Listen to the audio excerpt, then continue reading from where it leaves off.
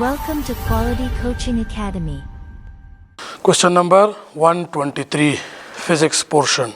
In simple harmonic motion, what is the phase difference between velocity and acceleration?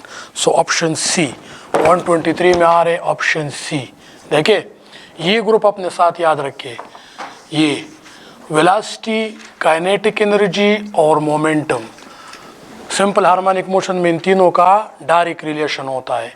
और acceleration, net force, displacement और potential energy, इसका आपस में direct relation. इस group का आपस में क्या रिलेशन है? डायरेक्ट. और इस ग्रुप का आपस में क्या रिलेशन है? डायरेक्ट. और इस ग्रुप का इस ग्रुप के साथ इनवर्स रिलेशन. इस ग्रुप के जितने भी टर्म्स है, वेलोसिटी, काइनेटिक एनर्जी और मोमेंटम, तीनों आपस में डायरेक्ट रिलेटेड. ये चार आपस में डायरेक्ट रिलेटेड और इन तीनों का इन चारों के साथ इनवर्स रिलेशन. और इनवर्स रिलेशन में हमेशा फेज डिफरेंस होता है 90 डिग्री, और 90 डिग्री बराबर होती है π/2 रेडियन. तो क्या मांग रहे इसमें? इसमें कहते हैं कि वेलोसिटी और एक्सेलरेशन में फेज डिफरेंस कितना है. तो वेलोसिटी इस ग्रुप का है ना, और एक्सेलरेशन इस ग्रुप में है, तो इसलिए इस ग्रुप का इस ग्रुप के साथ फेज डिफरेंस कितना होता है? हमेशा 90. आउट ऑफ फेज ये होता है, और π/2 इसमें आ रहे. Option C is the correct option 123 में. देखिए 124 को देखें. 124 को देखें. A body performs simple harmonic motion have A and X numerically equals, then the time period will be option C. 124 में भी आ रहे ऑप्शन सी. देखें अगर एक्सेलरेशन और डिस्प्लेसमेंट न्यूमेरिकली बराबर हो तब टाइम पीरियड कितनी होगी? तो देखिए सिंपल हार्मोनिक मोशन में एक्सेलरेशन बराबर होती है x0 omega square, a is equal to x omega square. ये सिंपल हार्मोनिक मोशन में इक्वेशन है, a is equal to x omega square. अब क्वेश्चन में है कि a और x बराबर हो जाए तो टाइम पीरियड कितना होगा. अगर ये बराबर हो जाए तो ये कैंसिल ना, अगर इक्वल हो जाए तो ये 1 आ जाएगा. तो 1 is equal to omega square, और ओमेगा की वैल्यू क्या होती है? ओमेगा की वैल्यू 2π/t, ये ओमेगा की वैल्यू होती है होल स्क्वायर. ठीक, तो इससे क्या आ जाएगा? इससे आ जाएगा 1 is equal to 4π square divided by T square. आप इसका स्क्वायर ले, और ये टी स्क्वायर इस साइड पहले आए, तो T square is equal to 4π square, और दोनों साइडों का क्या ले? अंडर रूट ले. तो ये कैंसिल, और 4π का स्क्वायर क्या है? अंडर रूट क्या है? 2π. 2π second is the time period. तो जब a और x बराबर हो जाए तो ओमेगा स्क्वायर 1 के बराबर हो गया, और ओमेगा किसके बराबर है? 2π/t. उसका स्क्वायर ले तो 4π square divide by T square. T square की वैल्यू 4π स्क्वायर, और दोनों साइडों का under root. t is equal to 2π. Option C is the correct option. 125 को देखें. इसमें टाइम कम है ना, इसलिए हमें इसको 44 मिनट में कंप्लीट करना है. बाकी इसकी समझ तो आ गई ना. ये ग्रुप अपने साथ याद रखें, ये दो ग्रुप, इससे दोबारा MCQs आएंगे अभी आगे.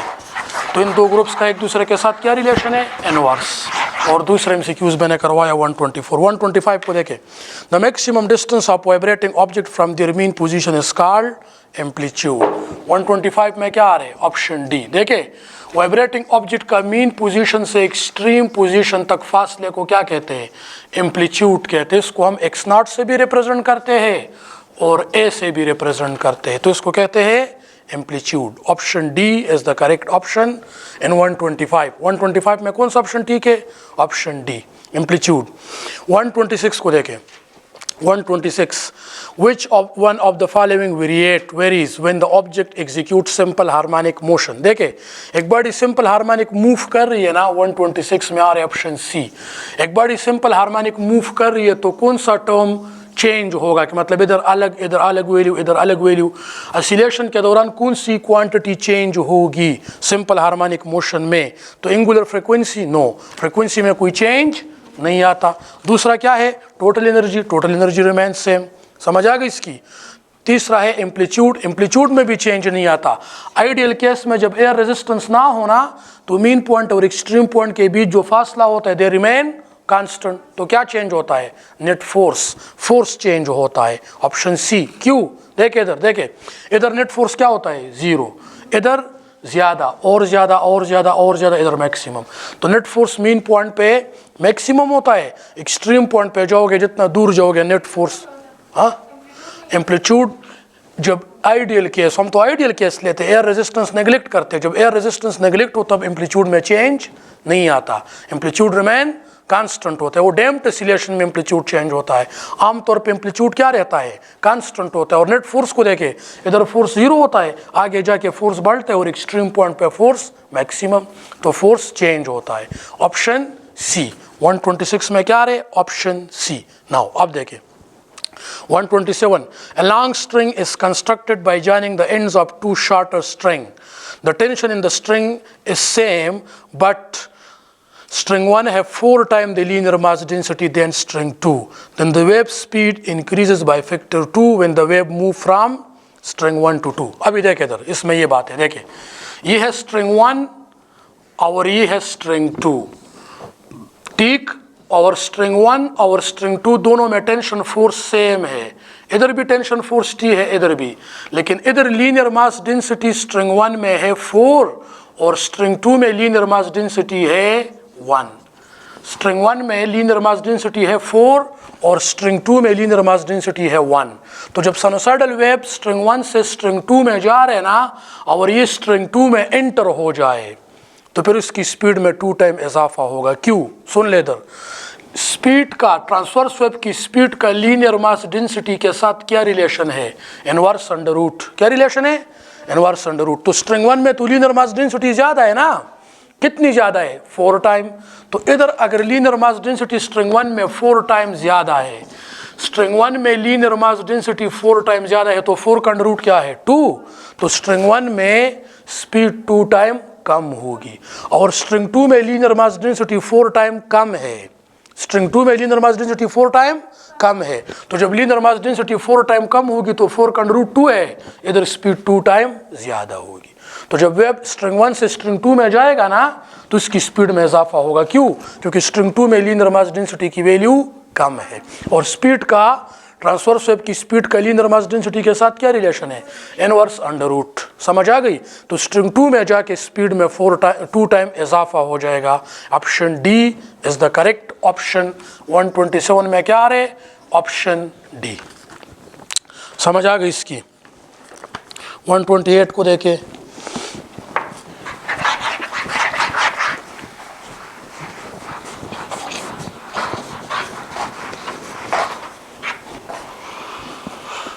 को देखें।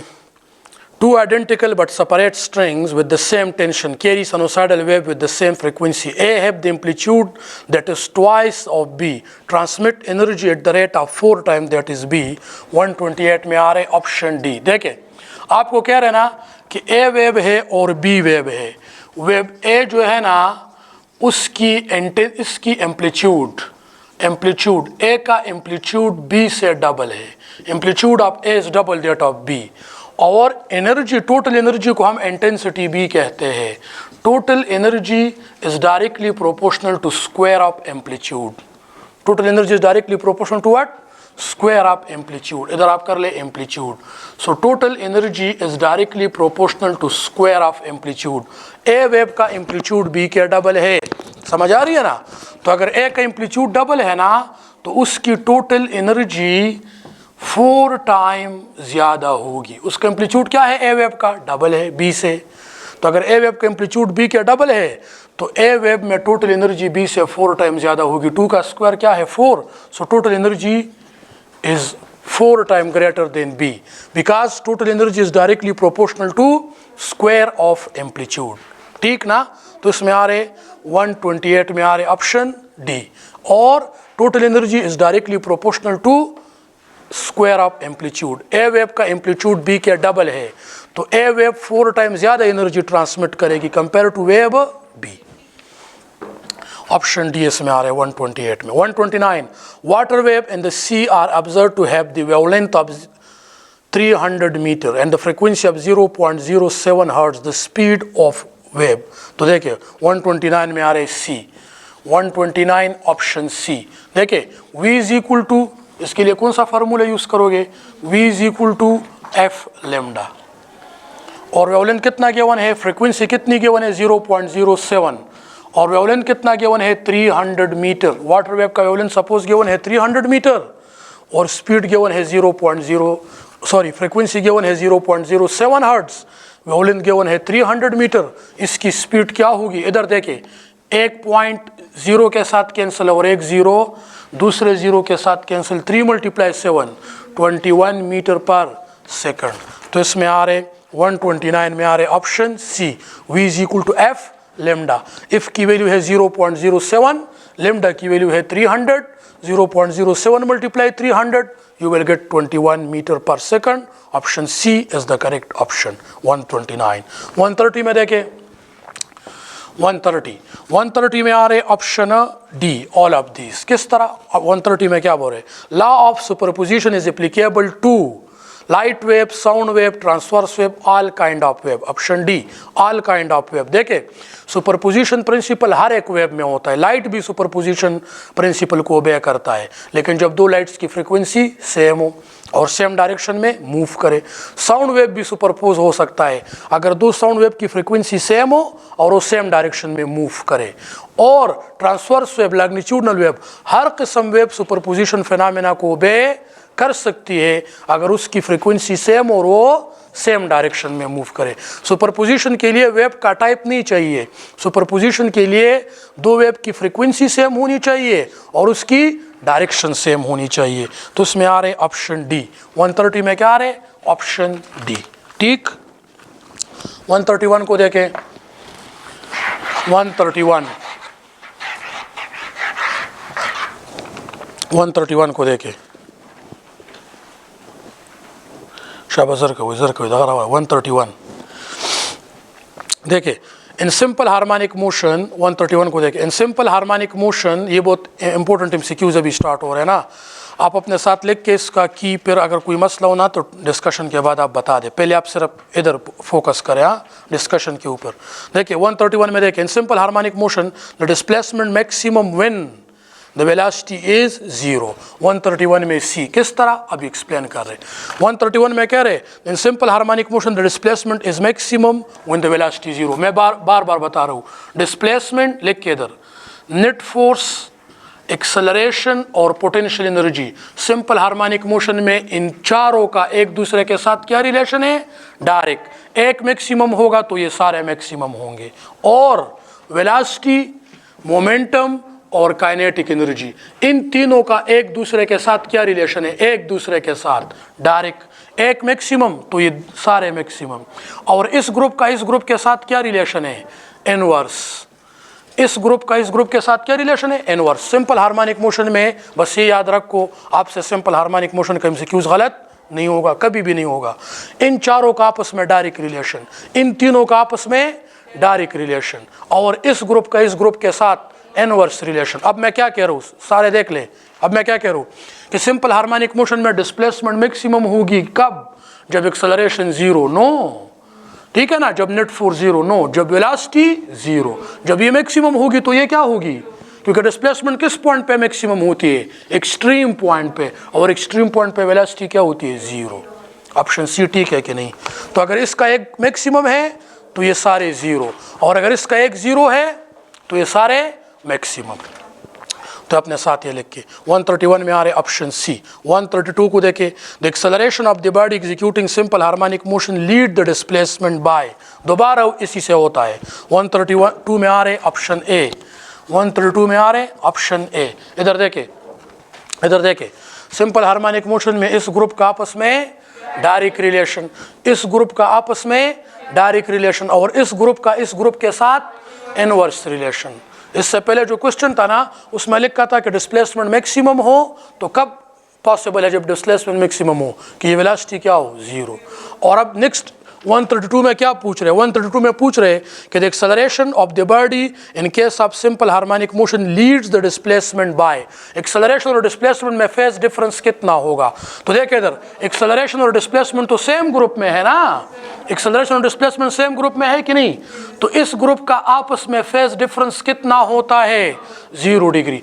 और इस ग्रुप का आपस में फेज डिफरेंस कितना होता है? इन दोनों का फेज डिफरेंस 0, इन दोनों का 0, इन दोनों का 0, इन दोनों का 0, इन दोनों का 0, इन दोनों का 0। और सुन ले, इस ग्रुप का इस ग्रुप के साथ फेज डिफरेंस कितना होगा? नहीं, 90, आउट ऑफ फेज बाय 90। तो अब 132 में क्या बोल रहे हैं? 132 में बता रहा है, सुन ले इधर, कि एक्सेलरेशन और डिस्प्लेसमेंट में कितना फेज डिफरेंस है। तो कितना है? Option A is the correct option. 132 option A. बस ये अपने साथ लिख के, ये बहुत इंपॉर्टेंट है in case of simple harmonic motion. 133 को देखें, 133 को देखें। इन simple harmonic motion the magnitude of the net force, फिर देखें, फिर यही इसी से होगा, ये एमसीक्यूज फिर इसी से होता है 133 में। इन simple harmonic motion the magnitude of the acceleration is greatest, देखे इधर, the magnitude of acceleration is greatest, ठीक है ना। तो ऑप्शन ए में क्या लिखा है कि डिस्प्लेसमेंट इज जीरो। नो, देखे, अगर एक्सेलरेशन ग्रेटेस्ट है तो डिस्प्लेसमेंट भी ग्रेटेस्ट होनी चाहिए। ऑप्शन बी में क्या लिखता है? द डिस्प्लेसमेंट इज मैक्सिमम, है कि नहीं? तो इस ग्रुप को देखें, इन simple harmonic motion the acceleration is greatest when the displacement is, acceleration किस पॉइंट पे ग्रेटर होगी? Extreme point. एक्सट्रीम पॉइंट पे एक्सेलरेशन भी मैक्सिमम और एक्सट्रीम पॉइंट पे डिस्प्लेसमेंट भी मैक्सिमम होता है। ऑप्शन बी ठीक है कि नहीं? क्योंकि इस ग्रुप का मैंने उठाया है एक्सेलरेशन इज ग्रेटेस्ट, तो ये सारे क्या होंगे? ग्रेटेस्ट। और ये सारे क्या होने चाहिए? जीरो। अगर ये ग्रेटेस्ट है तो ये लोवेस्ट होने चाहिए, ये जीरो होने चाहिए। और अगर ये ग्रेटेस्ट है तो इनके सारे टर्म ग्रेटेस्ट होनी चाहिए। तो acceleration maximum, displacement maximum. Option B is the correct option. 133 में क्या आ रहे? 133 में आ रहे ऑप्शन बी। इधर तक समझ आ गई? 134 को देखें। अब देखिए, N object undergo simple harmonic motion through the complete cycle. अब मैं एक और आप लोगों को बता रहा हूँ 134 में, देखे कंसेप्ट को। ये मैंने 7 क्वांटिटीज लिखी है ना, 7 क्वांटिटीज लिखी है ना, 1 2 3 4 5 6 7। सिंपल हार्मोनिक मोशन में ये सारी क्वांटिटीज वेरिएबल होगी। इसके अलावा जितनी भी क्वांटिटीज है वो सब कांस्टेंट होगी। एम्पलीट्यूड कांस्टेंट होगा, टाइम पीरियड कांस्टेंट होगा, फ्रीक्वेंसी कांस्टेंट होगी, टोटल एनर्जी कांस्टेंट होगी, लेकिन पोटेंशियल एनर्जी और काइनेटिक एनर्जी कांस्टेंट, ये सारी क्या होगी? वेरिएबल। इसके अलावा जितनी भी है वो सब क्या होगी? कांस्टेंट होगी। तो 134 में देखे, an object undergo simple harmonic motion through the complete cycle, it have constant speed. No, इस स्पीड है ना, स्पीड तो कांस्टेंट नहीं होनी चाहिए। वेरिएबल एम्पलीट्यूड, नो, एम्पलीट्यूड क्या होता है? कांस्टेंट। और has wearing period, time period variable होगा? नो, क्योंकि इसमें टाइम पीरियड तो नहीं है ना। इट हैव वेयरिंग एक्सेलरेशन, ठीक है, हो जाएगा। It have wearing acceleration. क्यों एक्सेलरेशन वेरिएबल होगी? देखे इधर, क्योंकि सिंपल हार्मोनिक मोशन में जब ये बॉडी सिलेक्ट करती है इस पॉइंट पे एक्सेलरेशन जीरो, आगे जाके एक्सेलरेशन 1 2 3 4 5 6 मैक्सिमम, फिर 9 8 7 इस तरह, फिर जीरो, फिर मैक्सिमम। तो एक्सेलरेशन की वैल्यू वेरिएट होती है। Option D is the correct option. 134 में क्या आ रहे? Option D. Time period, frequency, amplitude और टोटल एनर्जी रिमेन कांस्टेंट। ये 4 लिख के, टाइम पीरियड, फ्रीक्वेंसी, एम्पलीट्यूड और टोटल एनर्जी, ये हमेशा कांस्टेंट होती है। और ये 7 देखे, ये 7 ये हमेशा वेरिएबल।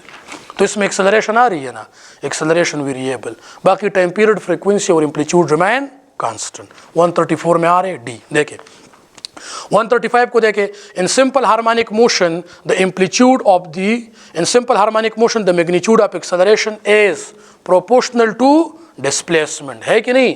सिंपल हार्मोनिक मोशन में देखे, एक्सेलरेशन का डिस्प्लेसमेंट के साथ क्या रिलेशन है? डायरेक्ट। तो in simple harmonic motion acceleration is directly proportional to displacement. ये माइनस साइन तो अपोजिट डायरेक्शन को शो करता है। बाकी एक्सेलरेशन और डिस्प्लेसमेंट का रिलेशन क्या होगा? Relation direct. जिधर डिस्प्लेसमेंट मैक्सिमम उधर एक्सेलरेशन मैक्सिमम, जिधर डिस्प्लेसमेंट जीरो उधर एक्सेलरेशन जीरो होगी। तो कौन सा ऑप्शन ठीक है?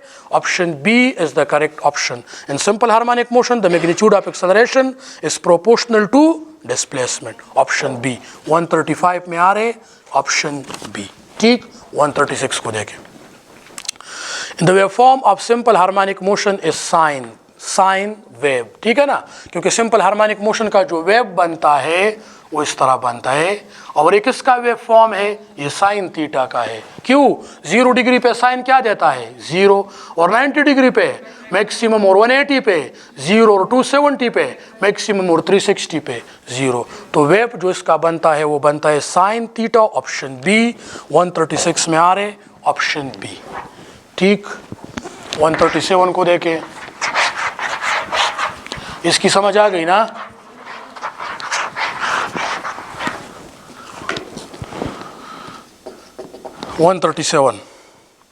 Electromagnetic wave emitted from the antenna are transverse in nature. देखिए, all electromagnetic wave are transverse in nature. जितने भी electromagnetic wave है, gamma, X-rays, ultraviolet, visible, infrared, micro, radio, all electromagnetic wave are transverse in nature. तो antenna में कौन सी wave होती है? Electromagnetic wave, radio wave, microwave, इसलिए वो क्या होते हैं? ट्रांसवर्स होते हैं. Option C is the correct option in 137. 138 को देखिए. The velocity of sound greater in water, air, copper, ammonia. Copper सबसे ज़्यादा स्पीड साउंड की होती है सॉलिड में, मेटल में, कॉपर में. तो सबसे ज़्यादा स्पीड सॉलिड में होती है, इसलिए 138 में आ रहे ऑप्शन सी. सबसे ज़्यादा स्पीड साउंड की होती है सॉलिड में. सॉलिड में साउंड की स्पीड होती है ऑलमोस्ट 5000 मीटर पर सेकंड.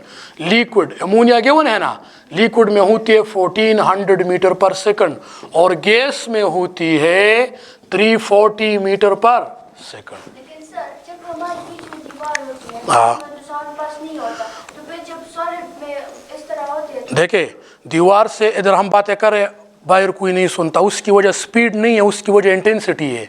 हम साउंड सुनते हैं इंटेंसिटी की वजह से. तो जब दरमियान में दीवार होता है तो आगे इंटेंसिटी नहीं पहुंचती. साउंड स्पीड होता है लेकिन इंटेंसिटी कम हो जाती है. साउंड का सुनना स्पीड की वजह से नहीं, साउंड का सुनना इंटेंसिटी की वजह से होता है. तो दीवार की वजह से इंटेंसिटी उसकी कम हो जाती है, स्पीड तो बढ़ जाता है, इंटेंसिटी कम. तो इसमें क्या रहे 138 में option C. 139. If the stretching force T of the wire increase, then the frequency increase. सुन ले किस तरह. देखिए, स्पीड ऑफ ट्रांसवर्स वेव का फार्मूला है T multiply L divided by M under root. तो अगर मैं टेंशन फोर्स को बढ़ाऊँ, टेंशन फोर्स को क्या करूँ, ज़्यादा करूँ, तो स्पीड बढ़ जाएगा ना. और जब स्पीड बढ़ जाएगी तो फ्रिक्वेंसी किसके बराबर है? V by lambda. समझ आ गई? तो स्ट्रेचिंग फोर्स को आप बढ़ाते, टेंशन फोर्स को बढ़ाते, उससे स्पीड बढ़ गया, स्पीड बढ़ गई तो फ्रीक्वेंसी बढ़ गई. तो frequency increases. Option B is the correct option. 139 option B is the correct option. Now 140.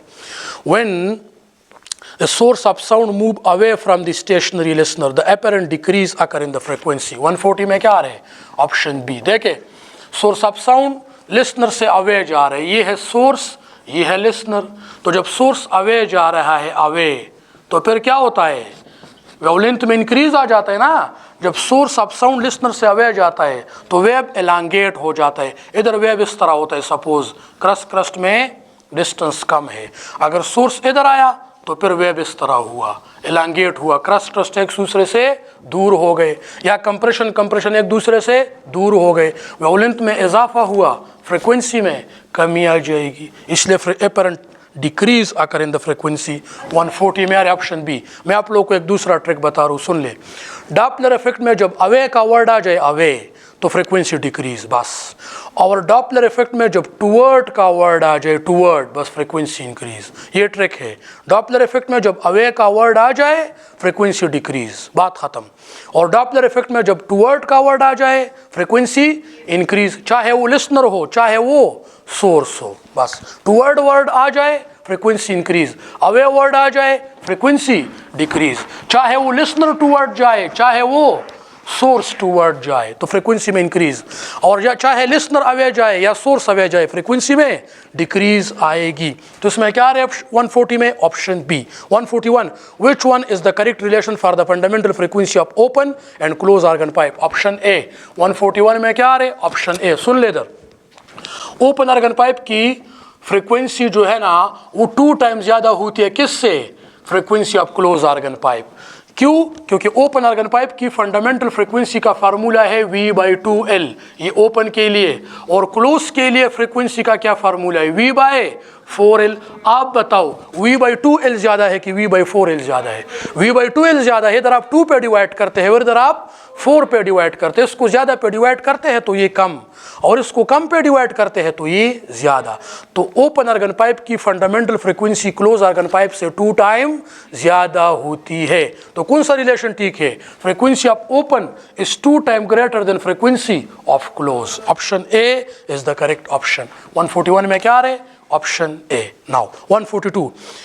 It is possible to distinguish between transverse wave and longitudinal wave from their property of polarization. देखिए, transverse wave और लैग्नीट्यूडनल wave में क्या difference है? आपको किस तरह पता चलेगा कि ये ट्रांसवर्स है, ये लैग्नीट्यूडनल है? ट्रांसवर्स वेव पोलराइजेशन इफेक्ट को शो करता है, लैग्नीट्यूडनल वेव पोलराइजेशन इफेक्ट को शो नहीं करता। बाकी इंटरफेरेंस, डायफ्रिक्शन, रिफ्रिक्शन, रिफ्लेक्शन, सुपरपोजिशन ये सारे वेव्स करते हैं, लेकिन पोलराइजेशन ट्रांसवर्स वेव करता है और लैग्नीट्यूडनल नहीं करता। ये इसमें डिफरेंस है। Option B. 142 में क्या आ रहा है? Option B. ट्रांसवर्स वेव और लैग्नीट्यूडनल में किस तरह पता चलेगा?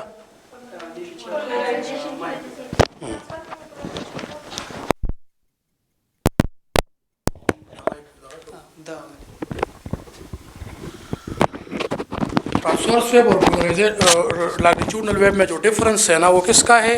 वो है पोलराइजेशन। ट्रांसवर्स वेव में पोलराइजेशन होती है, लैग्नीट्यूडनल वेव में नहीं होती। 143 डॉप। जब हम टेम्पर की लेंथ बढ़ाते हैं तो हमारे पास क्यों फ्रीक्वेंसी पे इफेक्ट होती है? तो वेवलेंथ बढ़ता है ना, नोड आगे हो जाते हैं, नोड में डिस्टेंस बढ़ जाते हैं, जिससे वेवलेंथ बढ़ जाते हैं फ्रीक्वेंसी में। नहीं, आर्गन पाइप में हम फ्रीक्वेंसी बढ़ते V/2L। L is the length of organ pipe. तो जब लेंथ बढ़ते तो फ्रीक्वेंसी में कमी आती है। अब देखिए आगे देखिए 143 में देखिए, Doppler effect applies to both sound and light wave. Doppler effect को हम पढ़ते हैं ना सिर्फ साउंड के लिए। इस बुक में हम डॉपलर इफेक्ट को साउंड के लिए पढ़ते हैं, क्योंकि साउंड की फ्रीक्वेंसी में चेंज ऑब्जर्वेबल होता है, और लाइट की इतनी ज़्यादा फ्रीक्वेंसी होती है कि उसमें थोड़ा चेंज आ जाए 10 हर्ट्ज़ का या 20 हर्ट्ज़ का हमें पता नहीं चलता।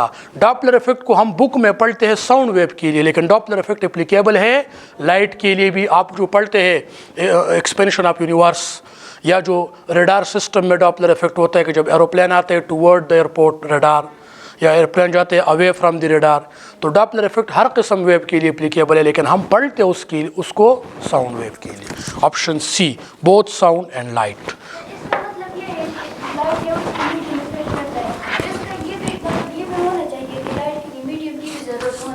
नहीं देखे, मीडियम इफेक्ट नहीं करता। डॉपलर इफेक्ट तो जब सोर्स और लिसनर के बीच फासला बढ़ता है तो फ्रीक्वेंसी कम होती है, और जब सोर्स और लिसनर के बीच फासला कम होता है तो फ्रीक्वेंसी बढ़ती है। डॉपलर इफेक्ट को यही है। तो इसलिए डॉपलर इफेक्ट जब जो एरोप्लेन से लाइट आती है ना, लाइट वेव, वो रडार को रिसीव होती है।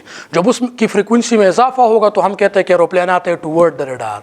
जब उसकी फ्रीक्वेंसी में कमी आती है तो हम कहते हैं कि एरोप्लेन मूव कर रहे हैं अवे फ्रॉम द रडार। तो डॉपलर इफेक्ट हर किस्म वेव के लिए एप्लीकेबल है, लेकिन हम पढ़ते हैं उसको सिर्फ साउंड वेव के लिए। क्वेश्चन ये है कि Doppler effect is applicable for all type. देखिए, Doppler effect is applicable for all type of wave. अब जो मैं डिस्कशन ख़त्म करूँ ना, आपके जितने भी क्वेश्चन होंगे वो मैं सॉल्व करूँगा। नाउ अल्ट्रासोनिक वेव है frequency greater than 20 kilo hertz. Infrasonic उसको कहते हैं जिसकी फ्रीक्वेंसी 20 हर्ट्ज़ से कम हो, वो हम नहीं सुनते। और अल्ट्रासोनिक उसको कहते हैं जिसकी फ्रीक्वेंसी 20 किलो हर्ट्ज़ से ज़्यादा हो, ये भी हम नहीं सुनते। ठीक, दोनों को। सो अल्ट्रासोनिक वेव जिसकी frequency more than 20 kilo hertz, option B. 144 में क्या आ रहे? Option B. 145 को देखे, stationary wave is set up in the air column of the close pipe, at the close and always node is formed, option A. 145 देखे, close organ pipe में आप देखें तो क्लोज आर्गन पाइप में जब stationary wave setup होती है ना, तो हमेशा क्लोज एंड पे क्या बनता है? नोड। और ओपन एंड पे क्या बनता है? Anti node. क्योंकि एंटी नोड किसे कहते हैं? जिधर वाइब्रेशनल एम्पलीट्यूड क्या हो? मैक्सिमम। तो एंटी नोड पे वाइब्रेशनल एम्पलीट्यूड मैक्सिमम हो सकता है ना। नोड पे क्या होता है? नोड पे वाइब्रेशनल एम्पलीट्यूड 0 हो जाता है। तो क्लोज आर्गन पाइप में क्लोज एंड पे हमेशा नोड ही बनेगा। समझ आ गई? तो ऑप्शन ए 145, ऑप्शन ए। 146 को देखें, according to the Newton sound travel in the air under the condition of isothermal process, option B. देखिए इधर 146 में क्या आ रहे, ऑप्शन बी। न्यूटन ने जो स्पीड ऑफ साउंड का फार्मूला डिराइव किया था उसमें उसने जो ना कंसिडर किया था या ये एज्यूम किया था कि sound move isothermally in the medium, that is the temperature do not change. और बाद में ये कंसेप्ट गलत था, फिर लेप्लास ने उसको करेक्ट किया और लेप्लास ने कौन सा प्रोसेस किया, एडियाबैटिक, और वो ठीक था ना। इसलिए न्यूटन की वैल्यू जो है ना वो 16% लेस आई थी, कम आई थी, बिकॉज ऑफ व्हाट, क्योंकि उसने आइसोथर्मल प्रोसेस कंसिडर किया था। तो ऑप्शन बी। इस क्वेश्चन में बता रहे कि न्यूटन ने स्पीड ऑफ साउंड को एक्सप्लेन करने के लिए कौन सा प्रोसेस उसने वो किया था, एज्यूम किया था, isothermal, option B. Velocity of sound in vacuum 0, 147 सी।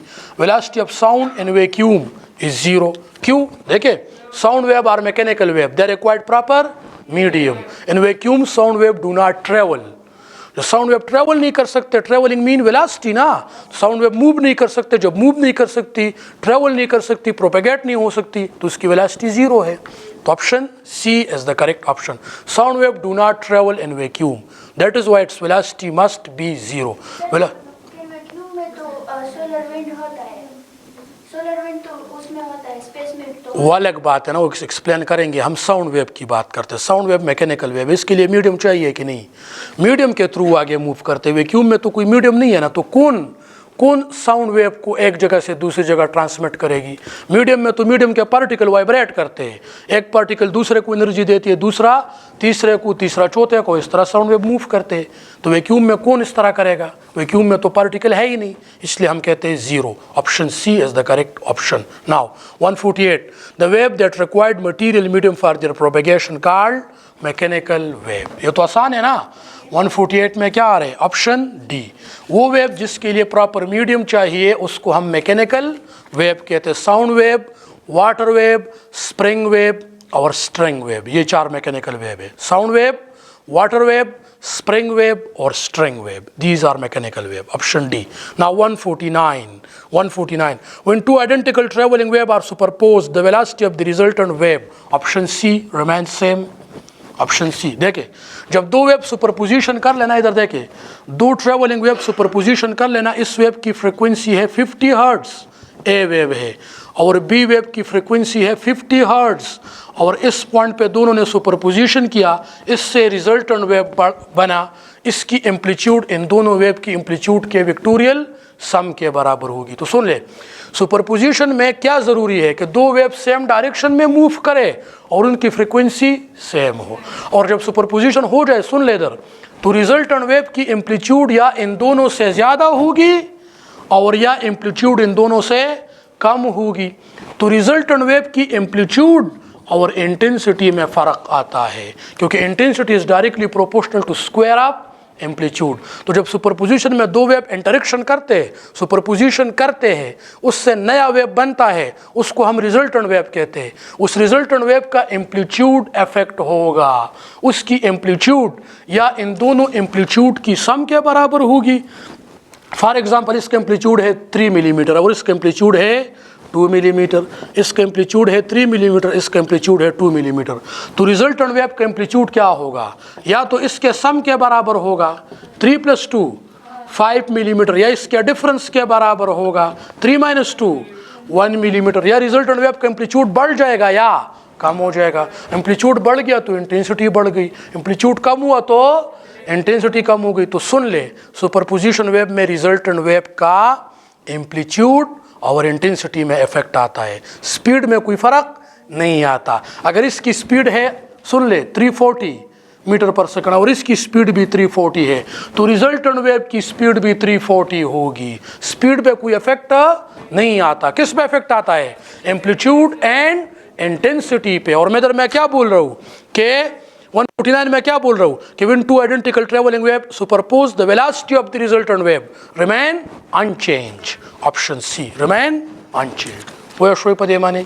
अब देखिए 150, a string vibrate in 5 loops with frequency 100 hertz, what is the minimum frequency।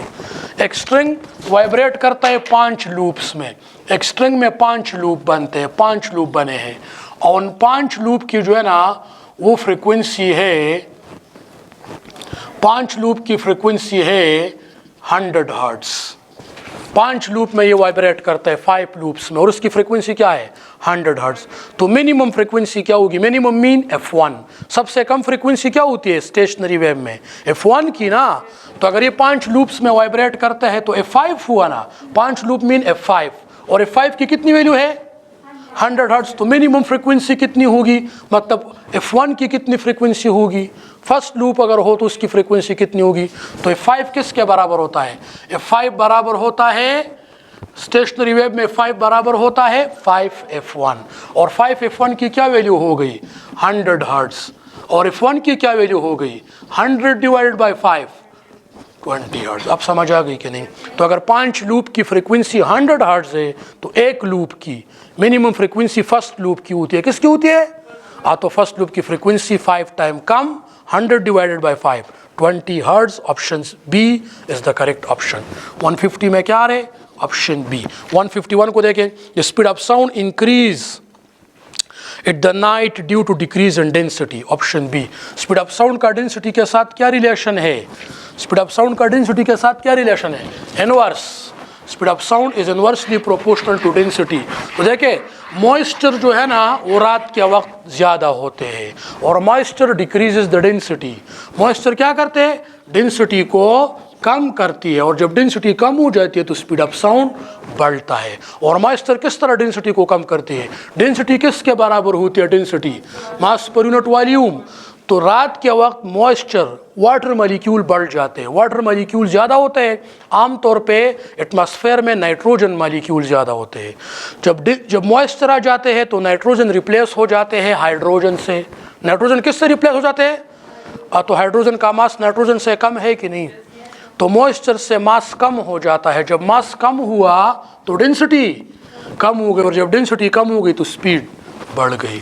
तो moisture decreases the net density, and when the density decreases speed of sound increases. Option B कि रात के वक्त speed क्यों बढ़ती है, डेंसिटी कम हो जाती है। देखिए क्या सॉलिड की डेंसिटी ज़्यादा होती है, लेकिन उसकी इलास्टिसिटी उसकी डेंसिटी से और भी ज़्यादा होती है। और स्पीड ऑफ साउंड का इलास्टिसिटी के साथ क्या रिलेशन है, ये कहते हैं कि साउंड की डेंसिटी तो बहुत ज़्यादा है उधर, तो स्पीड कम होना चाहिए। सॉलिड की डेंसिटी ज़्यादा है लेकिन सॉलिड की इलास्टिसिटी बहुत बहुत बहुत ज़्यादा है। अब समझ आ गई कि नहीं। तो इसमें आ रहे ऑप्शन बी 151, ऑप्शन बी। 152 को देखें, when the amplitude of wave become double it's energy total energy become 4 time. Intensity को हम टोटल एनर्जी भी कहते हैं, ये इंटेंसिटी है, इंटेंसिटी आर टोटल एनर्जी। तो इंटेंसिटी या टोटल एनर्जी का एम्पलीट्यूड के साथ क्या रिलेशन है, direct square. Intensity is directly intensity is directly proportion to square of amplitude. तो जब एम्पलीट्यूड डबल हो जाता है तो 2 का स्क्वायर क्या है 4, इंटेंसिटी 4 टाइम बढ़ जाती है। और इंटेंसिटी का दूसरा नाम क्या है, total energy per unit area. तो इसमें क्या रहे, ऑप्शन बी 152, ऑप्शन बी। जब एम्पलीट्यूड बढ़ता है तो टोटल एनर्जी 4, जब एम्पलीट्यूड डबल होता है तो टोटल एनर्जी या इंटेंसिटी 4 टाइम बढ़ती है।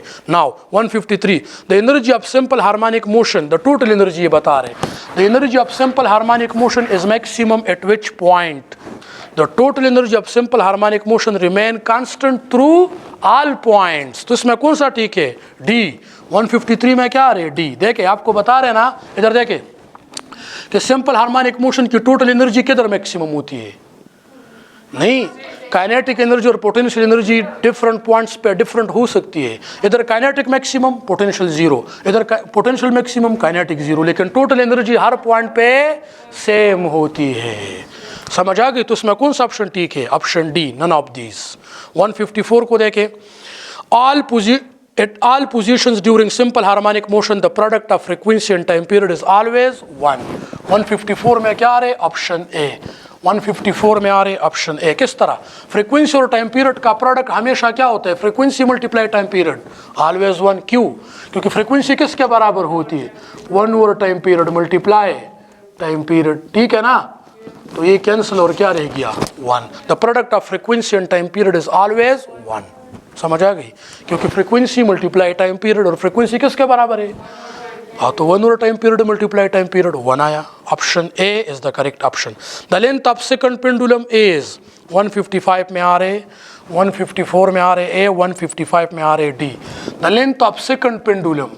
सेकंड पेंडुलम उस पेंडुलम को कहते हैं, सुन ले इधर, सेकंड पेंडुलम उस पेंडुलम को कहते हैं जिसका टाइम पीरियड 2 सेकंड हो. जिस पेंडुलम का टाइम पीरियड 2 सेकंड होता है उसको सेकंड पेंडुलम कहते हैं. और सेकंड पेंडुलम का ये इसको कहते हैं सेकंड पेंडुलम.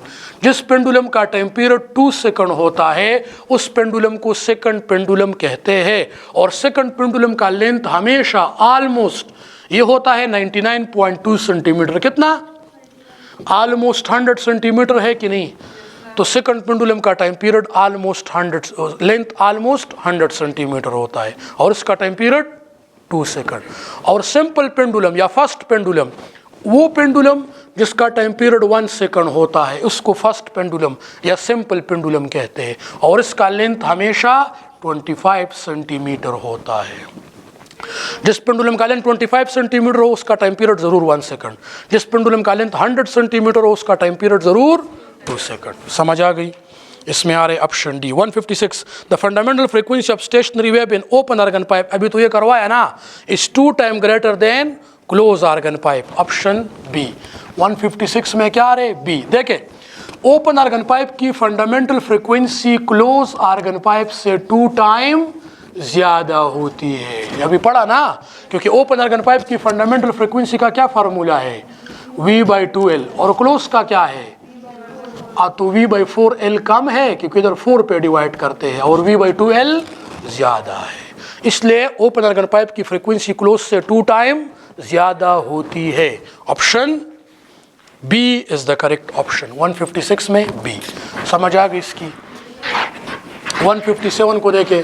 157 में है wave produces at the surface of the water bye pencil executing vibration motion is a transverse wave. Water wave is always transverse wave. पता है ना, सरफेस ऑफ वाटर पे कौन से वेव बनते हैं? Transverse. Water wave, string wave, all electromagnetic wave are transverse. Water wave, string wave, all electromagnetic are transverse. तो इसमें आ रहे option B. 158 the speed of stationary wave in a stretched string is independent of tension, point where plucked. देखे, और number of loops. 158 A. Speed of transverse wave या stationary wave किस पर depend नहीं करते? तो स्पीड ऑफ स्टेशनरी वेव का formula है T × L divide by m√. Transverse stationary wave का इसमें ये क्या है? टेंशन. L क्या है? Where you plug the string. ये L है ना. अगर आप स्ट्रिंग को इधर से प्लग करते हैं या इधर से प्लग करते तो लेंथ में चेंज आ रही है कि नहीं? तो लेंथ पे भी डिपेंड करता है, टेंशन पे भी डिपेंड करता है, लेकिन नंबर ऑफ लूप्स पे डिपेंड नहीं करता. किस पे डिपेंड नहीं करता? Option A. Number of loops पे डिपेंड नहीं करता. Option A. 159 the speed of sound in hydrogen is dash time greater then oxygen. 4 time. 159 में आ रहे सी. 159 में क्या आ रहे? सी. हाइड्रोजन में स्पीड ऑफ साउंड ऑक्सीजन से 4 टाइम ज्यादा होगी. क्यों? इधर देखे. Speed of sound is inversely proportional to √ of mass of the gas, particle of the gas. Speed of sound is inversely proportional to √ of mass of the particle of the gases. तो सुन ले, speed of sound in hydrogen, इधर देखे, speed of sound in oxygen equals to mass of oxygen √ divided by mass of hydrogen √ क्यों? क्योंकि speed of sound का मास के साथ क्या रिलेशन है? तो V hydrogen, speed of sound in hydrogen divide by speed of sound in oxygen, mass of oxygen √ divide by mass of hydrogen. Oxygen का मास कितना है? 16 और हाइड्रोजन का 1. 16 √ क्या है? 4. 1 √ क्या है? 1. तो हाइड्रोजन में स्पीड 4 टाइम ज्यादा है किससे? ऑक्सीजन से. कौन सा ऑप्शन ठीक है? Option C. 160 a simple pendulum has a bob of mass m and its frequency f. If we replace a bob of heavier mass, say 2m, then its frequency remain f. 160 में आ रहे सी. देखिए, आपसे ये पूछ रहे कि सिंपल पेंडुलम की फ्रीक्वेंसी है f = 1/2 पाई g/L, है कि नहीं? ये सिंपल पेंडुलम की फ्रीक्वेंसी. आपको कहते हैं कि सिंपल पेंडुलम में जो बॉब होता है ना, बॉब स्फेयर, उसका मास पहले m था, m, और फिर सिंपल पेंडुलम का मास हमने 2m कर दिया, मास m इधर 2m। फ्रीक्वेंसी में क्या फ़र्क आएगा? फ्रीक्वेंसी सिंपल पेंडुलम की फ्रीक्वेंसी डिपेंड करती है लेंथ पे और वैल्यू ऑफ g पे, ये मास पे डिपेंड नहीं करती। इसलिए अगर आप बॉब की मास को डबल करें उससे फ्रीक्वेंसी में फ़र्क नहीं आएगा। पहले भी फ्रीक्वेंसी f थी, अभी भी फ्रीक्वेंसी f होगी। तो option C is the correct option. Remain F. 160 में आ रहे C. 161. The velocity of sound in air would become double than its velocity at 0 degree at which temperature? ये बहुत इंपॉर्टेंट MCQs है। Option C. 161 में आ रहे ऑप्शन C। देखिए किस तरह, देखिए आपको कहते हैं ना कि speed of sound suppose 0 degree पे है V, 0 डिग्री पे स्पीड ऑफ साउंड है V, तो किस टेम्परेचर पे, ये है T1, किस टेम्परेचर पे स्पीड ऑफ साउंड हो जाएगा 2V? अगर 0 डिग्री पे स्पीड ऑफ साउंड है V, T1 है 0 डिग्री, 0 डिग्री पे स्पीड ऑफ साउंड V है ना, तो किस टेम्परेचर पे स्पीड ऑफ साउंड डबल हो जाएगा, 2V हो जाएगा। समझ आ रही है कि नहीं? अगर 0 डिग्री पे स्पीड ऑफ साउंड V है तो कौन सा टेम्परेचर होगा जिस पे स्पीड ऑफ साउंड 2V हो जाए, डबल हो जाए? तो सुन ले इधर, स्पीड ऑफ साउंड का टेम्परेचर के साथ क्या रिलेशन है? Direct under root. Speed of sound का टेम्परेचर के साथ क्या रिलेशन है? तो मैं टेम्परेचर को कितना टाइम बढ़ाऊं कि स्पीड डबल हो जाए? 4 टाइम। मैं टेम्परेचर को कितना टाइम बढ़ाऊं कि स्पीड डबल हो जाए? 4 टाइम। तो सुन ले, अगर मैं 0 डिग्री को 4 टाइम बढ़ा दूं तो 0 डिग्री मल्टीप्लाई 4, फिर ना समझ आ गई ना? तो 0 डिग्री आता है ना। इसलिए आपने क्या करना है, 0 डिग्री को केल्विन में चेंज करना है। 0 डिग्री कितने केल्विन के बराबर है? अब समझ आ गई कि नहीं? और अभी इस केल्विन टेम्परेचर को 4 टाइम बढ़ाओ, क्योंकि जब मैं टेम्परेचर को 4 टाइम बढ़ाता हूँ तो स्पीड तो 273 0 डिग्री के बराबर है कि नहीं? 273 केल्विन 0 डिग्री के बराबर है। तो मैंने 0 डिग्री को किस में चेंज किया? केल्विन में, और इसको 4 टाइम ज्यादा किया। 273 मल्टीप्लाई 4 1092 केल्विन। और सुन ले भी सुन ले, इसको दोबारा सेल्सियस में चेंज करो। अगर टेम्परेचर को 4 टाइम बढ़ाओ तो स्पीड डबल हुआ ना, तो 273 को 4 टाइम बढ़ाया कितना केल्विन? 1092 केल्विन। इसको दोबारा सेल्सियस में चेंज करो, केल्विन माइनस 273, 1092 केल्विन माइनस 273 क्या आता है? 819। आप समझ आ गई कि नहीं? तो 0 डिग्री को किस में चेंज करो? केल्विन में, और फिर 4 टाइम बढ़ा दो और फिर वापस सेल्सियस में चेंज करो। तो कौन सा ऑप्शन ठीक है? Option C. 161 option C. 4 minute. तब देखे 161 ऑप्शन सी। 162 को देखे, the distance between any 2 consecutive crest and trough is called wavelength. 162 को क्या कहते हैं? Distance between 2 consecutive crust or trough is called wavelength. ये तो ठीक। 163. The equation of simple harmonic motion both A and B. Option D. Simple harmonic motion का equation है कि नहीं? A is equal to minus x naught omega square. आप इस तरह भी कह सकते हैं, A is equal to minus y naught omega square. इससे कोई फर्क नहीं पड़ता, ये डिस्प्लेसमेंट है। तो option D, both A and B. Now, 2 bodies of same masses are attached to the spring force constant K1 and K2 performing simple harmonic motion. The ratio of their angular velocities, angular frequencies K1 under root K2 under root. 164 में आ रहे E, K1 under root K2। किस तरह? देखे इधर, frequency का क्या formula है in case of mass spring system? 1/2 pi K by M है कि नहीं? 1/2 पाई K बाई M ये है ना, और ये 2 पाई इधर करे तो क्या हो जाएगा? 2 pi F is equal to K by M, और 2 पाई F को हम क्या कहते हैं? 2 पाई F को, इसको हम एंगुलर फ्रीक्वेंसी कहते हैं ना। तो एंगुलर फ्रीक्वेंसी क्या है? K by M under root. तो एंगुलर फ्रीक्वेंसी का K के साथ क्या रिलेशन है? Direct under root. Angular frequency का K के साथ क्या रिलेशन है? Direct under root. तो ω1 divide by ω2 equals to K1 under root divide by K2 under root, है कि नहीं? Angular frequency is directly proportional to under root of K। बिल्कुल, दोनों। अगर आपसे लीनियर फ्रीक्वेंसी भी मांगे तो भी directly proportional to under root K, और अगर एंगुलर भी मांगे तो भी directly proportional to under root K। Under root mass. तो इसमें क्या K1 K2, कौन सा ऑप्शन इसमें ठीक है? Option A 164। 165, if the period of oscillation of mass suspended from the spring is 2 second, in the period of oscillation of mass 4m, mass at spring system की time period, मास को 4 time बढ़ाए, time period क्या हो जाएगा? Double. 165 में B. देखिए किस तरह, time period of mass at spring system किसके बराबर है? Time period of mass at spring system है 2πm ओवर के, है कि नहीं? तो टाइम पीरियड का मास के साथ क्या रिलेशन है? Direct under root. अगर मास m है तो टाइम पीरियड 2 सेकंड है। कितना है? अगर मैं मास को 4 टाइम बढ़ा दूं तो 4 का अंडर रूट क्या है? 2 ना। अगर मास को 4 टाइम बढ़ाऊं तो टाइम पीरियड डबल हो जाएगा ना, क्योंकि 4 का अंडर रूट क्या है? 2। और पहले टाइम पीरियड क्या था? पहले 2 सेकंड। और जब मैंने मास को 4 टाइम बढ़ाया तो टाइम पीरियड 2 टाइम बढ़ गया, 2 × 2 सेकंड, अभी टाइम पीरियड डबल हो जाएगा 4 सेकंड। तो 165 में क्या रहे? बी। सही है। देखे तो अगर मैं मास को 4 टाइम बढ़ाऊं तो टाइम पीरियड डबल हो जाएगा। पहले मास m था, टाइम पीरियड 2 सेकंड था। अभी मास 4 टाइम बढ़ाया तो 4 का अंडर रूट 2 है ना, टाइम पीरियड डबल हुआ तो 2 सेकंड का डबल क्या है? 4 second. Now new time period क्या हुआ? 4 सेकंड। Option B. 165 में क्या रहे? Option B. इसमें टाइम कम था ना इस रिकॉर्डिंग कैमरे में, इसलिए मैंने ये डिस्कशन जल्दी करवाया। बाकी इससे और भी अच्छा मैं डिस्कशन आप लोगों को करता, लेकिन अभी तो समझ आ गई इसकी ना, तो ये मैंने शॉर्टकट थोड़ा किया ना। तो इसकी समझ आ गई कि टाइम पीरियड का मास के साथ क्या रिलेशन है? Direct under root. ना 166 में देखें,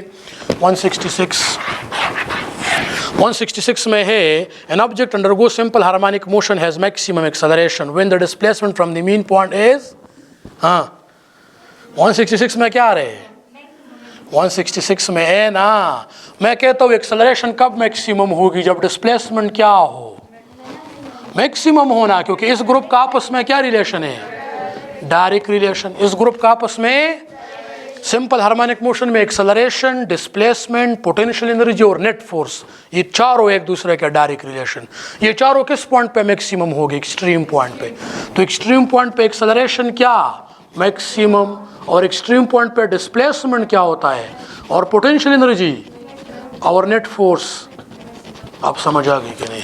तो in simple harmonic motion the acceleration is greatest या the acceleration is maximum when the displacement from the mean point is maximum. Option A. 166 में क्या रहे? Option A. 167 को देखें, the phase difference between kinetic energy and velocity in case of simple harmonic motion. Kinetic energy देख इधर, velocity और momentum, इन तीनों का एक दूसरे के साथ क्या रिलेशन है? डायरेक्ट। और इस ग्रुप का इस ग्रुप के साथ। और अभी क्वेश्चन 167 में क्या बता रहे हैं कि what is the phase difference between kinetic energy and velocity. तो इन तीनों का आपस में फेज डिफरेंस कितना है? इन चारों का आपस में फेज डिफरेंस कितना है?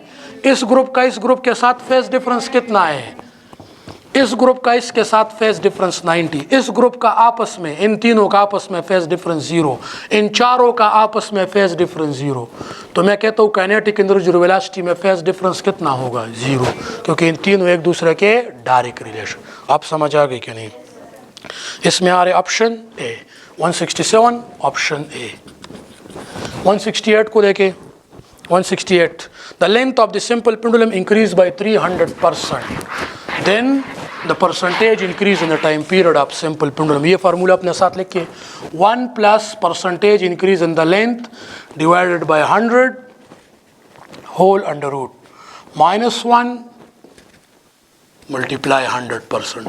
This is the percentage increase in the time period of simple pendulum if you have given the percentage increase in the length of simple pendulum. तो ये 1 जो है ना, ये अंडर रूट से बाहर है, अंडर रूट इधर तक है।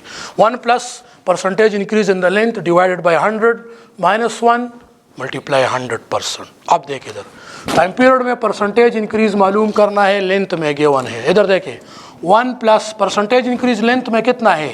इधर देखें परसेंटेज इंक्रीज लेंथ में कितना है? 300% है कि नहीं? Divided by 100 whole under root हुआ कि नहीं? -1 मल्टीप्लाई 100%। आगे देखिए 300 को 100 पे डिवाइड करें क्या मिलता है? परसेंटेज साइन भी ख़त्म हुआ, क्योंकि परसेंटेज को 100 पे डिवाइड करके साइन ख़त्म हो जाता है। तो 300 डिवाइड बाय 100 3 ना, 1 + 3 under root -1 multiply 100%। 1 + 3 4 under root समझ आ गई? 4 अंडर रूट क्या देता है? 2, 2 माइनस 1, 1 मल्टीप्लाई 100। समझ आ गई कि नहीं? तो the percentage increase in the time period must be 100%। इसमें कौन सा ऑप्शन ठीक है? Option A, 168 option A. समझ आ गई इसकी? ये फार्मूला अपने साथ लिख के, जब लेंथ में परसेंटेज इंक्रीज गिवन हो और टाइम पीरियड में परसेंटेज इंक्रीज मांग रहा हो, तो इसके लिए ये फार्मूला है। 169. A simple pendulum is suspended from the roof of the trolley which is moved in horizontal direction with the acceleration a. Then the time period t is equal to 2 pi 1 over a, where a is, देखिए इधर 167 में आ रहे, 169 में आ रहे option B, 169 में आ रहे ऑप्शन बी। इधर देखिए इस कंसेप्ट, सिंपल पेंडुलम का टाइम पीरियड क्या होता है? सिंपल पेंडुलम का time period t is equal to 2 pi L over G. अब देखिए, अब जी की डायरेक्शन तो डाउनवर्ड होती है ना, जी की डायरेक्शन हमेशा डाउनवर्ड होती है। अब एक सिंपल पेंडुलम है ना, और ये ट्रॉली के साथ अटैच है, ट्रॉली के साथ, और ये ट्रॉली किस तरह मूव करती है? हॉरिजॉन्टली। किस तरह मूव करती है? तो एक तो इसमें ग्रेविटेशनल एक्सेलरेशन है जिसकी डायरेक्शन डाउनवर्ड है, और एक ट्रॉली मूव करती है विद सर्टेन एक्सेलरेशन ए। समझ आ गई? तो टोटल एक्सेलरेशन कितनी हो गई? एक ट्रॉली में ए और एक ग्रेविटेशनल एक्सेलरेशन जी। जी डाउन है और ट्रॉली में एक्सेलरेशन हॉरिजॉन्टल है, इसमें कितनी एंगल हो गई? तो नेट एक्सेलरेशन में किस तरह मालूम करूंगा? A trolley plus acceleration due to gravity whole under root. 90 angle पे हम कौन सा फार्मूला यूज करते हैं? Pythagoras theorem. कौन सा? तो ये तो वेक्टर्स है ना, एक तो एक्सेलरेशन ड्यू टू ग्रेविटी है डाउन, और एक ट्रॉली में एक्सेलरेशन है ना, और ट्रॉली हॉरिजॉन्टली जा रही है और acceleration due to gravity vertically है। इसमें कितनी एंगल हो गई? 90। और जब रिजल्टेंट हम मालूम करते हैं वेक्टर्स का 90 पे, तो कौन सा फार्मूला होता है? वेक्टर का रिजल्टेंट हम मालूम करते हैं a square plus b square whole under root. तो acceleration of the trolley plus acceleration due to gravity, तो टाइम पीरियड का ये फार्मूला हो जाएगा 2 पाई एल और divide by g square plus a square under root. आप समझ आएगा? और होल अंडर रूट समझ आ गई इसकी? तो टोटल एक्सेलरेशन ए है और ए बराबर होगी ए स्क्वायर प्लस जी स्क्वायर होल अंडर रूट। इधर तक समझ आ गई? 169. 170. 1 meter long string establish 2 loops. Wavelength of the wave will be 1 meter. देखिए किस तरह 170 में आ रहे हैं ऑप्शन सी, 170 में आ रहे ऑप्शन सी, 170 ऑप्शन सी। किस तरह? देखिए इधर एक 1 मीटर लॉन्ग स्ट्रिंग है, 1 मीटर। स्ट्रिंग की लेंथ कितनी है? स्ट्रिंग की लेंथ कितनी है? 1 मीटर। और इसमें कितने लूप्स बन गए हैं? स्ट्रिंग की लेंथ है 1 मीटर और इसमें कितने लूप्स बन गए हैं? इसमें 2 लूप्स बन गए। तो वेवलेंथ का क्या फार्मूला होगा? तो सुन ले, स्टेशनरी वेव में जब एक लूप होता है तो वेवलेंथ होता है 2L। वेवलेंथ क्या होता है? और जब लूप्स बढ़ते हैं तो उसके लिए फार्मूला है lambda n is equal to 2L by n। n है नंबर ऑफ लूप्स। n क्या है? 2। देखे इधर, जब 2 लूप्स होंगे, इधर देखे, एक लूप होता है तो उसको फर्स्ट हार्मोनिक कहते हैं, तो वेवलेंथ है 2L। जब 2 लूप्स होते हैं तो 2L बाय 2। इनकी वैल्यू पुट करें ना, 2 लूप्स, ये है नंबर ऑफ लूप्स, तो क्या बनेगा? L। और जब 3 लूप्स होंगे तो 2L बाय 3, और जब 4 लूप्स होंगे तो 2L बाय 4। अब इधर कितने लूप्स है? इधर कितने लूप्स है? 2 लूप्स है। और L क्या है? Length of the string. तो जब 2 लूप्स होंगे तो वेवलेंथ किसके बराबर होगा? वेवलेंथ L के बराबर होगा। और L कितना है? तो वेवलेंथ कितना होगा? आप समझ आ गई कि नहीं? तो जब 2 लूप्स होंगे तो वेवलेंथ लेंथ के बराबर होता है, वेवलेंथ लेंथ के बराबर होता है। और लेंथ 1 मीटर है तो वेवलेंथ भी 1 मीटर होगा। इसमें आ रहा है ऑप्शन सी। 171 को देखे, the stationary wave is establish in the string which vibrate in 4 segments. 4 segments mean 4 loops. 4 segments mean 4 loops at the frequency of 120 hertz. Its fundamental frequency must be B 30. 172 में आ रहे B। देखिए एक string में 4 loops बनते हैं और 4 loops की फ्रीक्वेंसी क्या है? 1 2 3 4। 4 लूप्स की फ्रीक्वेंसी क्या है?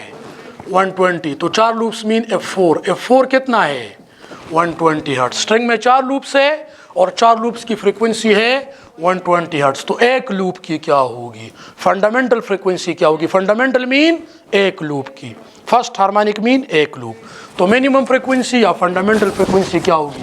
तो F4 किसके बराबर है? 4F1। स्टेशनरी वेव में क्या होता है? F1 होता है। और F2 किसके बराबर होता है? 2F1। और F3 किसके बराबर होता है? 3F1। और F4 किसके बराबर होता है?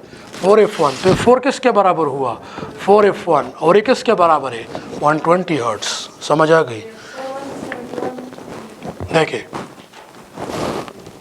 ठीक, तो देखिए F4, तो इधर भी 4 पे डिवाइड करे, इधर भी 4 पे डिवाइड करे। F1 इज इक्वल टू, तो जब F4 गिवन हो तो F1 किस तरह मालूम करते हैं? दोनों साइडों को 4 पे डिवाइड करें। 4 सेगमेंट मीन 4 लूप्स।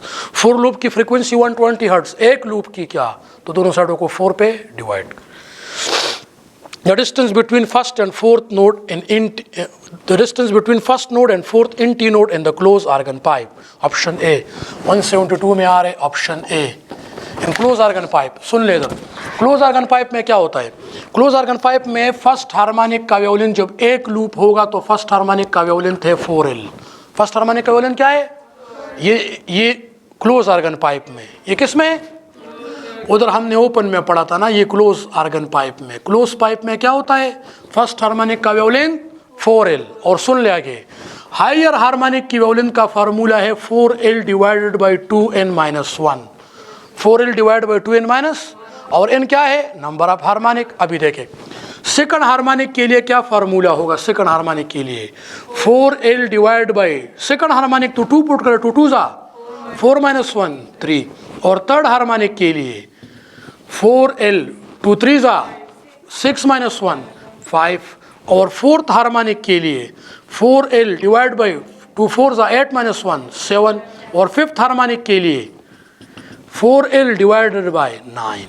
इधर देखें, फर्स्ट हार्मोनिक के लिए 4L, सेकंड के लिए 4L बाई 3, थर्ड के लिए 4L बाई 5 और फोर्थ के लिए 4L बाई 7। तो ये तो 4 लूप्स है ना, फोर्थ इन टी नोट। तो इसमें देखें, तो फोर्थ हार्मोनिक का फार्मूला क्या हुआ? फोर्थ हार्मोनिक के लिए क्या है? फोर्थ हार्मोनिक लैम्डा 4 किसके बराबर है? 4L divide by 7। 4L divide by, इधर वेवलेंथ नहीं मांग रहे, इधर लेंथ मांग रहे। क्या मांग रहे? इधर देखें, इधर देखें, 7 इधर मल्टीप्लाई करे क्या हो जाएगा? 7 lambda is equal to 4L। और L मांग रहे ना, इधर भी 4 पे डिवाइड करे, इधर भी 4 पे। तो L के लिए क्या फार्मूला हुआ? 7 lambda divide by 4। 7 lambda divide by 4। कौन सा ऑप्शन ठीक है? Option A is the correct option. इधर लेंथ मांग रहे, वेवलेंथ नहीं। ये किसके फार्मूले हैं? वेवलेंथ के। और वो क्या मांग रहे हैं? फोर्थ हार्मोनिक के लिए लेंथ। तो लेंथ के लिए क्या formula? 7 lambda divide by 4। Option A is the correct option. And the third last, if the 30 wave per second passes through the medium. 30 wave per second passes through the medium का क्या मतलब है? Frequency, number of wave in 1 second is called frequency. तो 173 में क्या आ रहे हैं? 173 में आ रहा है ऑप्शन सी। देखिए, if 30 wave passes in 1 second, तो फ्रीक्वेंसी कितनी हो गई? 30 hertz. Number of wave passes in 1 second is called frequency. और क्वेश्चन में 173 में क्या मांग रहे, क्या कह रहे? 173 में क्या कह रहा है? If 30 wave per second passes through the medium, it means कि frequency 30 hertz at the speed of 30 metre per second. Speed क्या है? What is the wavelength? तो वेवलेंथ कितना होगा? तो v is equal to F lambda, और lambda is equal to v by F. तो speed कितनी है उसकी? 30। और फ्रीक्वेंसी 30 हर्ट्ज। किस तरह 30? क्योंकि 1 सेकंड में 30 वेव पास होते। तो 30 by 30 1 metre. This is the wavelength of the wave. Option C. And 174 में देखे, 174 the wavelength of the fundamental mode of the close organ pipe. Fundamental mean first harmonic 4L। Option B 174 option B. देखे, close organ pipe में first harmonic का wavelength होता है, close organ pipe एक end से क्या होता है? क्लोज। तो क्लोज ऑर्गन पाइप में फर्स्ट हार्मोनिक का वेवलेंथ होता है 4L। लैम्डा 1 किसके बराबर होता है? 4L। और लैम्डा 2 किसके बराबर होता है क्लोज में? 4L by 3। और लैम्डा 3 किसके बराबर? 4L by 5। और लैम्डा 4 4l/7 इस तरह। तो फर्स्ट हार्मोनिक के लिए क्या है 4l, fundamental mode mean first harmonic, तो ये है 4l, इसमें आ रहे option B. And the second last, the phase difference between two wave is 120 degree, then the difference in their path λ/3 175b। किस तरह, इधर देखें, फेज डिफरेंस और पाथ डिफरेंस का ये रिलेशन है। देखिए इधर, एक वेवलेंथ के बराबर, एक वेवलेंथ, जब एक वेवलेंथ पाथ डिफरेंस हो, पाथ डिफरेंस, तो फिर फेज डिफरेंस होगा। जब एक वेवलेंथ पाथ डिफरेंस हो तो फेज डिफरेंस बराबर होता है 2 पाई रेडियन के या 360 डिग्री, क्योंकि फेज डिफरेंस के तो 3 वो है ना, डिग्री, रेडियन और रेवोल्यूशन। तो जब पाथ डिफरेंस एक वेवलेंथ हो, कितना हो, तो फेज डिफरेंस 2 पाई रेडियन या 360 डिग्री होगा। आप समझ आ गई।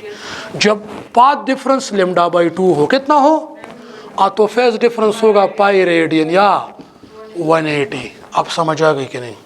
और जब पाथ डिफरेंस λ/3 हो, कितना हो, तो इसको 3 पे डिवाइड किया ना, इसको भी 3 पे डिवाइड करें इसको, तो क्या आएगा 2 पाई/3 रेडियन या 120 डिग्री। इसको भी 3 पे डिवाइड करें, इसको भी 3 पे डिवाइड करें, इसको भी। ये स्टैंडर्ड है, ये अपने साथ लिख के कि जब पाथ डिफरेंस एक वेवलेंथ हो तो फेज डिफरेंस 2 पाई रेडियन होगा या 360 डिग्री होगा। और मुझे क्या गिवन है, फेज डिफरेंस, कितना फेज डिफरेंस गिवन है 120 डिग्री, कितना गिवन है, तो पाथ डिफरेंस कितना हुआ λ/3। तो अगर फेज डिफरेंस हो 120 डिग्री या 2 पाई/3 रेडियन, ये दोनों क्या है, ये दोनों फेज डिफरेंस, ये दोनों क्या है डिफरेंट यूनिट्स में, ये डिग्री में और ये रेडियन में, और ये क्या है पाथ डिफरेंस। तो एक होता है पाथ डिफरेंस, एक होता है फेज डिफरेंस। तो एक वेवलेंथ के बराबर पाथ डिफरेंस, 2 पाई रेडियन के बराबर फेज डिफरेंस या 360 डिग्री के बराबर फेज डिफरेंस होता। तो जब फेज डिफरेंस 120 हो तो इसको आप 3 पे डिवाइड करें, 120 बनेगा ना, तो इसको भी 3 पे डिवाइड करें, इसको भी 3 पे, तो λ/3। And the last one, if the tension in the string is double and the mass per unit length reduced to half, the speed of transverse wave become double 176 option B. अगर हम tension को double करें और linear mass density को half करें तो speed of transverse wave क्या होगा, इसको लिखा, इसको लेकर इसके लिए एक दूसरा फार्मूला भी मैं लिखवा दूँ। पाथ डिफरेंस और फेज डिफरेंस के लिए फार्मूला लिख के, path difference equals to lambda, path difference is equal to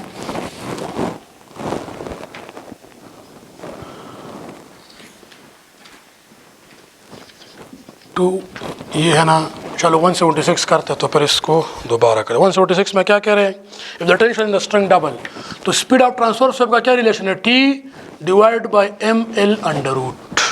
ये T क्या है टेंशन और ml क्या है लीनियर मास डेंसिटी। तो अगर हम टेंशन को डबल करें तो टेंशन डबल और लीनियर मास डेंसिटी को हाफ करें, लीनियर मास डेंसिटी को क्या करें हाफ करें, तो स्पीड कितना बढ़ जाएगा। तो अगर मैं इसको डबल करूं, स्पीड ऑफ ट्रांसवर्स वेव का टेंशन के साथ क्या रिलेशन है डायरेक्ट अंडर रूट, और लीनियर मास डेंसिटी के साथ क्या रिलेशन है इनवर्स अंडर रूट। तो अगर मैं इस टेंशन को डबल करूं तो speed of transverse wave double हो जाएगा, समझ आ गई। और अगर मैं लीनियर मास डेंसिटी को हाफ करूं, हाफ, तो ये फिर 2 टाइम, अगर इसको डबल करूँ ना तो ये 2 टाइम बढ़ जाएगा, क्योंकि 2 का अंडर रूट क्या है 2 है ना। और अगर इसको हाफ करूँ, हाफ तो अंडर रूट के अंदर है, तो ये 2 टाइम बढ़ जाएगा। तो 2 मल्टीप्लाई 2 4 और 4 हमें क्या देता है 2, तो स्पीड बिकम डबल। समझ आ गई,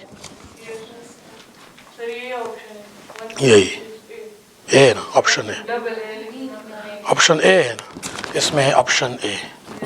और वो जो फार्मूला है ना तो ये है कि फेज डिफरेंस, पाथ डिफरेंस, या आप कहते हैं phase difference equals to lambda into, ये फेज डिफरेंस 2 पाई, ये 2 पाई आएगा into divide by phase difference path difference, और पाथ डिफरेंस बराबर होता है path difference, lambda 1 into phase difference.